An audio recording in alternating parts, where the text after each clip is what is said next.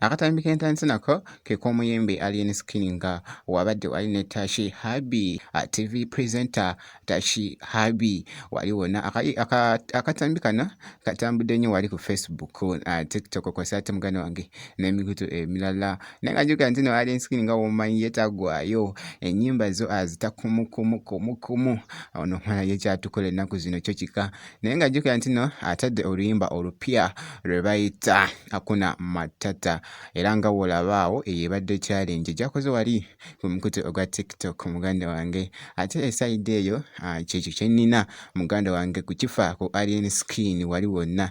Naye nga jjukira nti n'akatambi kenkute akokubiri ke k'omuyimbi Dr. Jose Chameleone. Bannange Dr. Jose Chameleone ye tagwayo, ye buli ssaawa akyukakyuka. Buli lukya oyinza omusanga ate ng'ali mu option endala, ate olunaku oluddako n'abeera mu option ate endala. Muganda wange gwe alaba Jaminati ayina engeri gy'azanyisizaamu akanyonyi kano muganda wange.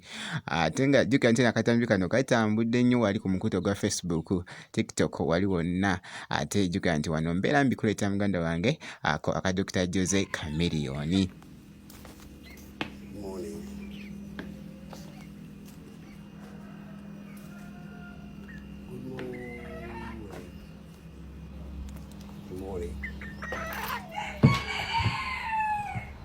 Naye nga jjukira nti nno akatambi ke nnina akokusatu kwe k'omuyimbi Pallaso. Jjukira nti nno mbagambye nti nno Pallaso ono yagenze wali mu nsi America muganda wange okulaba ku famire ye, era nga bw'olaba awo omanyi famire kintu kikulu nnyo, famire kintu kikulu nnyo mu bulamu muganda wange. Akaseera okafissaawo n'osobola okubeera nga naawe onyumirwamuko obulamu ne famire yo muganda wange. Akati muyimbi Pallaso wali mu nsi America ali mu kusanyukamuko ne famire ye muganda wange. Naye nga ngenda kubeera ng'ate nkomawo tovaawo.